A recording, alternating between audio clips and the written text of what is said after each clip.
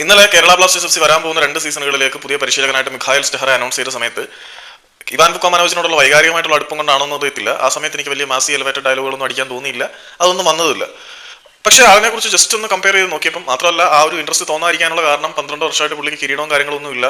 ഒരു വേറെ വേറെ ക്ലബ്ബുകളിലേക്ക് ഇടയ്ക്കിടയ്ക്ക് ചേഞ്ച് ആയി പോകുന്ന മനുഷ്യനാണ്, ഒരു കൺസിസ്റ്റൻസി ഇല്ല. ഇതൊക്കെ വെച്ച് നോക്കുമ്പോൾ അഡ്ജസ്റ്റ്മെന്റ് സൈനിങ് ആണ് എന്നുള്ള ഊഹത്തിലാണ് ആളെ കുറിച്ച് വലുതായിട്ടൊന്നും ചെയ്യാൻ നോക്കാതിരുന്നത്. പിന്നെ ആളിന്റെ പ്രതിഫലം കേട്ടപ്പോഴാണ് ആ കൊള്ളാലോ എന്ന് തോന്നുന്നത്. കാരണം ഇവാൻ വുക്കോമാനോവിച്ചൊക്കെ വാങ്ങിക്കുന്നതിനെക്കാട്ടി വമ്പൻ പ്രതിഫലമാണ് ആൾ അവിടെ നിന്ന് വാങ്ങിക്കുന്നത്. അപ്പോൾ പിന്നെ എന്തിനാണ് ഇത്ര പ്രതിഫലം വാങ്ങിക്കുന്നത് എന്നുള്ള ചിന്ത വെച്ചിട്ട് നമ്മൾ ആളിന്റെ ഹിസ്റ്ററി നോക്കി പോയപ്പോൾ സ്വാഭാവികമായിട്ടും രണ്ടുപേരെ താരതമ്യം ചെയ്യണമെങ്കിൽ ഇവാൻ വുക്കോമാനോവിച്ചിന്റെ ഹിസ്റ്ററിയും കൂടെ നോക്കണമല്ലോ. അപ്പോഴാണ് ഒരു കാര്യം മനസ്സിലായത്, നമ്മൾ ഇവാൻ വുക്കോമാനോവിച്ചിനെ എപ്പോഴും കളിയാക്കിക്കൊണ്ടിരിക്കുന്നത് ആളിന് 4-4-2 സ്ട്രാറ്റജി മാത്രമേ ഉള്ളൂ, അതിനപ്പുറത്തേക്കുള്ള ഫോർമേഷൻ ഒന്നും ഇവാൻ പരീക്ഷിക്കുന്നില്ല എന്ന്. പക്ഷേ അങ്ങനെയല്ല.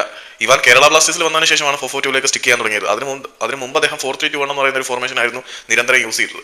അപ്പം ബ്ലാസ്റ്റേഴ്സിലെ പ്ലേയേഴ്സിന്റെ ക്വാളിറ്റിയും പ്ലേയേഴ്സിന്റെ അവൈലബിലിറ്റിയും വെച്ചിട്ട് നിലവിലെ സാഹചര്യങ്ങളിൽ ബ്ലാസ്റ്റേഴ്സിൽ ഏറ്റവും നന്നായിട്ട് യൂസ് ചെയ്യാൻ പറ്റിയത് 4-4-2 ആണെന്നുള്ള റിയലൈസേഷനിൽ നിന്നായിരിക്കാം ഇവാൻ വുക്കോമാനോവിച്ച് ഇവിടെ 4-4-2 സ്റ്റിക്ക് ചെയ്തത്.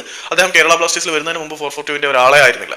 ഇനിയിപ്പോൾ മിഖായലിന്റെ കാര്യത്തിൽ വരികയാണെങ്കിൽ അദ്ദേഹം നേരത്തെ സ്റ്റിക്ക് ചെയ്തിരുന്ന ഒരു ഫോർമേഷൻ ഇവിടെ കൊണ്ടുവരുമെന്ന് നമ്മൾ പ്രതീക്ഷിക്കേണ്ട. പ്ലേയേഴ്സിന്റെ അവൈലബിലിറ്റിയും ക്വാളിറ്റിയും വെച്ച് നോക്കിയിട്ടായിരിക്കും പരിശീലകന്മാർ വേണ്ട ഫോർമേഷൻ ഏതാണെന്ന് ഡിസൈൻ ചെയ്യുന്നത്. അതവിടെ നിൽക്കട്ടെ. ഇനി എന്തുകൊണ്ട് ആൾ ഇവാനെക്കോട്ടെ കുറച്ചുകൂടി ബെറ്റർ ആയിരിക്കും എന്ന് തോന്നാനുള്ള കാരണം, ഇവാൻ വുക്കോമാനോവിച്ചിനെ പോലെ തന്നെയാണ് ആളും ഈ യങ് പ്ലേയേഴ്സിന്റെ മാക്സിമം പൊട്ടൻഷ്യൽ ഊറ്റി പിഴിഞ്ഞ് പുറത്തെടുക്കുന്ന താരമാണ്. അതുകൊണ്ട് യുവ താരങ്ങൾക്ക് അവസരം കിട്ടുമെന്ന് തന്നെ പ്രതീക്ഷിക്കാം. ഇപ്പം ബ്ലാസ്റ്റേഴ്സിൽ യുവ താരങ്ങൾക്ക് അവസരം കിട്ടി എന്നുള്ളത് ഇവാന്റെ സമയത്ത് മറ്റുള്ളവരുടെ പരിക്കും ഒക്കെ കാരണമായിരിക്കാം.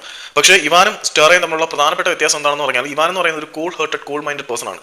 ഈ താരങ്ങളോട് കളിച്ചും ചിരിച്ചൊക്കെ നിൽക്കും. പക്ഷേ ഈ സ്റ്റെറയുടെ കാര്യത്തിൽ വരുമ്പം കാര്യം നേരെ തിരിച്ചാണ്. സ്റ്റെറ ഭയങ്കര സ്ട്രിക്റ്റ് ആണ്, ഭയങ്കര ടഫാണ്. അറ്റാക്കിംഗ് ഫിലോസഫി ഫോളോ ചെയ്യുന്ന ആളാണ്, അതിനോടൊപ്പം തന്നെ ഡിഫൻസസ് ടൈറ്റ് ചെയ്യുന്ന ആളാണ്. ഇപ്പം അറ്റാക്കിംഗ് ഫുട്ബോൾ പൊസസ് ചെയ്യുന്ന പരിശീലകർ പൊതുവേ ഇത്തിരി ടഫായി പോകും. അത് നമുക്ക് ജസ്റ്റിഫൈ ചെയ്യാം. ഈ ടഫ്നെസ് അദ്ദേഹം പ്ലേയേഴ്സിനോട് മാത്രമല്ല മാനേജ്മെന്റിനോടും കാണിക്കാൻ സാധ്യതയുണ്ട്. അങ്ങനെ കാണിക്കുന്നതുകൊണ്ടാണ് ആളിനെ നേരത്തെ പരിശീലിപ്പിച്ച ക്ലബ്ബുകളിലൊന്നും അധികാരം നിൽക്കാതിരിക്കാൻ കഴിഞ്ഞത്. അപ്പം മിഖായൽ സ്റ്റെഹറ ആശാനെക്കാട്ടി എന്തുകൊണ്ട് ബെറ്റർ ആയി എന്ന് നോക്കിക്കഴിഞ്ഞാൽ, ആശാനെക്കാട്ടി കുറച്ചുകൂടി എക്സ്പീരിയൻസ് ഉണ്ട്. ആശാനെ പോലെ ഒരിക്കലും ഫ്ലെക്സിബിൾ അല്ല. മീൻസ് അദ്ദേഹത്തിന്റെ ഫോർമേഷനിലായാലും പ്ലേയിങ് സ്റ്റൈലിലായാലും ആൾ ഫ്ലെക്സിബിൾ ആണ്. പക്ഷേ സാഹചര്യങ്ങളോട് ഈ സ്റ്റെഹറയും ഇഴുകി ചേരുമെങ്കിൽ പോലും യാതൊരു വിധത്തിലുള്ള അഡ്ജസ്റ്റ്മെന്റ് പോളിസിക്കും നിൽക്കത്തില്ല. ആൾ ഡിപ്ലോമാറ്റിക്കലി ഒട്ടും ഫ്ലെക്സിബിൾ അല്ലാത്ത പേഴ്സൺ ആണ്. അതുകൊണ്ട് വളരെ സ്ട്രിക്റ്റ് ആയിട്ടുള്ള നിയന്ത്രണങ്ങൾ പ്രതീക്ഷിക്കാം. ഇവാൻ വുക്കോമാനോവിച്ചിന്റെ തലയിൽ കയറിയിരുന്ന് നിരങ്ങാൻ പ്ലേയേഴ്സിന് പറ്റുമായിരുന്നു. പക്ഷേ സ്റ്റെഹറയുടെ കാര്യത്തിൽ വരുമ്പോൾ ഇങ്ങനെ ഒരു ഗൗതം ഗംഭീറിന്റെ ആറ്റിറ്റ്യൂഡ് പോലെയാണ് എനിക്ക് തോന്നിയിട്ടുള്ളത്. ഭയങ്കര സ്ട്രിക്റ്റ് ആണ്. ഇപ്പോൾ ബ്ലാസ്റ്റേഴ്സിനെ സംബന്ധിച്ചിടത്തോളം ഒരു സ്ട്രിക്റ്റ് ആയിട്ടുള്ള കോച്ച് വരുന്നതാണ് നല്ലത് എന്നാണ് എനിക്ക് തോന്നിയിട്ടുള്ളത്. പക്ഷേ ഈ കണ്ണിങ് ആയിട്ട് സ്ട്രിക്റ്റ് ആൻഡ് ടഫായിട്ടുള്ള ഒരു പരിശീലകൻ വരുമ്പോൾ മാനേജ്മെന്റിന് അടി കിട്ടാൻ സാധ്യതയുണ്ട്. കാരണം ഇവാൻ വുക്കോമാനോവിച്ച് നമ്മുടെ പനമ്പള്ളി നഗറിലെ ട്രെയിനിങ് ഫെസിലിറ്റീസിലൊക്കെ ഭയങ്കര സാറ്റിസ്ഫൈഡ് അല്ലാത്തവനായിരുന്നു. അപ്പം ഈ ആർട്ടിഫിഷ്യൽ ടർഫിൽ കളിച്ച് പല പരിക്കും വരുന്നുണ്ട്. അതൊക്കെ കൊണ്ടായിരിക്കും അദ്ദേഹം സാറ്റിസ്ഫൈഡ് അല്ലാത്തത്. എന്നിരുന്നാലും ഈ അഡ്ജസ്റ്റ് ചെയ്യുന്ന ഒരു പരിപാടി ഇവാൻ ഉണ്ടായിരുന്നു. ഈ സ്റ്റെറയുടെ കാര്യത്തിലേക്ക് വരുമ്പോൾ there is no adjustment, he is a strict coach. അപ്പം ഒരു സ്ട്രിക്റ്റ് ആയിട്ടുള്ള പരിശീലകൻ വരണമെന്നുള്ള ബ്ലാസ്റ്റേഴ്സിന്റെ ആരാധകർക്ക് ഈ ഒരു സ്റ്റെഹറയുടെ വരവ് നന്നായിരിക്കും.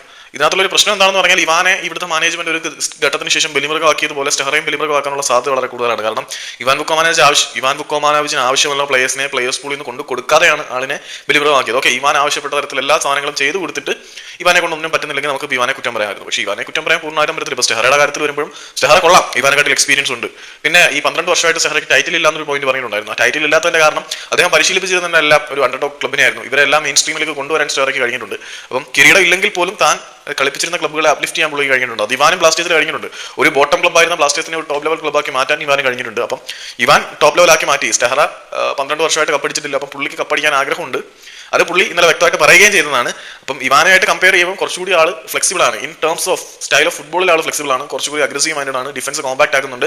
The main important point is set പീസുകളുടെ കാര്യത്തിൽ ഇവാൻ വീക്ക് ആണെങ്കിൽ ഇങ്ങനെ സെറ്റ് പീസുകളുടെ കാര്യത്തിൽ മിടുക്കനാണ്. ഓരോ സെറ്റ് പീസുകൾക്കും കൃത്യമായ തന്ത്രങ്ങൾ ഒരുക്കുന്ന കാര്യത്തിൽ ഇയാൾ മികച്ചു നിൽക്കുന്നുണ്ട്. ദാറ്റ്സ് വൈ ചില എലമെന്റ്സിൽ ഇവാൻ വുക്കോമാനോവിച്ചിനെക്കാട്ടിൽ സ്റ്റെഹറ മികച്ചു നിൽക്കുന്നു എന്ന് പറയുന്നുണ്ട്. പക്ഷേ ഈ ഇപ്പോഴും തള്ളിക്കയറ്റാതിന്റെ കാര്യം ഇവാനോടുള്ള വൈകാരികമായിട്ടുള്ള അടുപ്പം തന്നെയാണ്.